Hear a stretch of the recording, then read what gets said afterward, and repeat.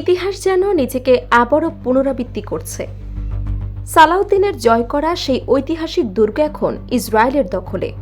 লেবাননের গভীরে সামরিক অভিযান চালিয়ে বিওফোর দুর্গে পতাকা উড়িয়েছে ইসরায়েলি বাহিনী। যে দুর্গ একসময় ক্রুসেডারদের বিরুদ্ধে মুসলিম বিজয়ের প্রতীক ছিল, শত শত বছর পর সেটি আবারও পরিণত হয়েছে নতুন যুদ্ধের কেন্দ্রবিন্দুতে। কেন এত গুরুত্বপূর্ণ এই দুর্গ, আর এর দখল মধ্যপ্রাচ্যের চলমান সংঘাতে কী বার্তা দিচ্ছে? লেবাননের দক্ষিণাঞ্চলে সামরিক অভিযান আরও বিস্তৃত করেছে ইসরায়েল। দেশটির অভ্যন্তরে আরও গভীরে প্রবেশ করে তারা নিয়ন্ত্রণ নিয়েছে শতাব্দী প্রাচীন বিওফোর দুর্গ, যা মধ্যপ্রাচ্যের অন্যতম ঐতিহাসিক ও কৌশলগত স্থাপনা হিসেবে পরিচিত। পাহাড়চূড়ায় অবস্থিত এই দুর্গ কেবল একটি পুরনো স্থাপনা নয়, বরং এটি শত শত বছর ধরে ক্ষমতার লড়াই, ধর্মীয় সংঘাত এবং আঞ্চলিক রাজনীতির নীরব সাক্ষী।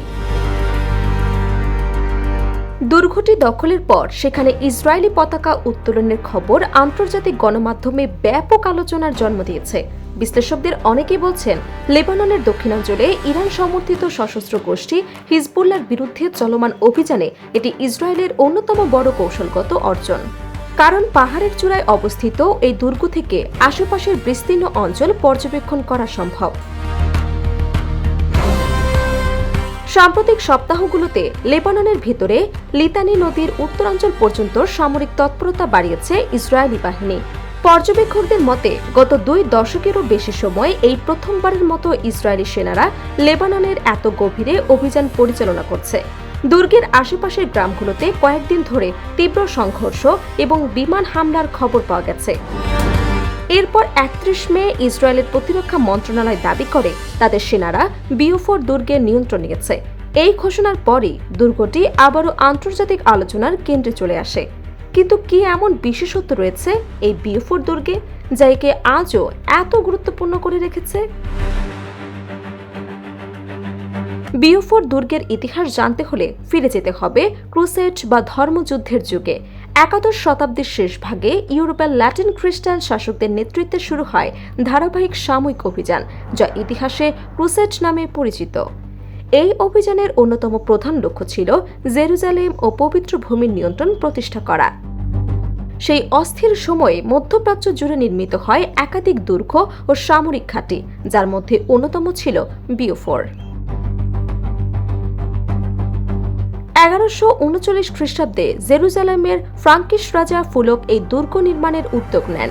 পাহাড়ের উঁচু স্থানে নির্মিত হওয়ায় এটি দ্রুতই গুরুত্বপূর্ণ সামরিক ঘাঁটিতে পরিণত হয়। প্রাচীন ফরাসি ভাষায় বিওফোর শব্দের অর্থ সুন্দর দুর্গ।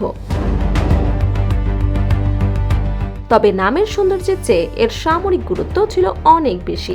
2 স্তর বিশিষ্ট ত্রিভুজাকার এই দুর্গটি শত্রুদের আক্রমণ ঠেকাতে অসাধারণ পরিকল্পিত ছিল এবং দীর্ঘ সময় ধরে ক্রুসেডদের অন্যতম প্রধান প্রতিরক্ষা ঘাঁটি হিসেবে ব্যবহৃত হয়। তবে বিওফোর দুর্গের ইতিহাসের সবচেয়ে আলোচিত অধ্যায়ের সঙ্গে জড়িয়ে আছে মুসলিম বীর সেনাপতি সুলতান সালাউদ্দিন আইয়ুবীর নাম। 1190 খ্রিস্টাব্দে তিনি ক্রুসেডদের কাছ থেকে এই দুর্গ দখল করে। সালাউদ্দিনের সেই বিজয় শুধু একটি দুর্গ জয়ের ঘটনা ছিল না, বরং এটি মধ্যপ্রাচ্যে মুসলিম শক্তির উত্থানের গুরুত্বপূর্ণ প্রতীক হয়ে ওঠে। পরবর্তী শতাব্দীতে দুর্গটি বিভিন্ন মুসলিম শাসকের নিয়ন্ত্রণে থাকে। 1268 সালের পর এটি স্থায়ীভাবে মুসলিম শাসনের অংশ হয়ে যায় এবং আধুনিক যুদ্ধে লেবাননের ভূখণ্ডের অন্তর্ভুক্ত হয়। সময়ের সঙ্গে সঙ্গে দুর্গটি ঐতিহাসিক নিদর্শনে পরিণত হলেও এর কৌশলগত গুরুত্ব কখনোই পুরোপুরি হারিয়ে যায়নি। আজ প্রায় 900 বছর পর সেই একই দুর্গ আবার যুদ্ধের আলোচনায়। একসময় যেখানে ক্রুসেডার বা মুসলিম বাহিনীর সংঘর্ষ হতো, সেখানে এখন মুখোমুখি ইসরায়েলি বাহিনী এবং হিজবুল্লাহ। বিশ্লেষকদের মতে বিওফোর দুর্গের নিয়ন্ত্রণ শুধু একটি সামরিক সাফল্য নয়, বরং এটি প্রতীকী গুরুত্ব বহন করে। কারণ এই দুর্গ মধ্যপ্রাচ্যের দীর্ঘ ইতিহাস, ধর্মীয় সংঘাত এবং আঞ্চলিক আধিপত্যের লড়াইয়ের সঙ্গে গভীরভাবে জড়িত। তাই শতাব্দী প্রাচীন এই দুর্গের পতাকা বদলের ঘটনাকে অনেকেই শুধু একটি সামরিক ঘটনা হিসেবে নয়, বরং ইতিহাস এবং বর্তমানের এক বিরল মিলন বিন্দু হিসেবেও দেখছেন।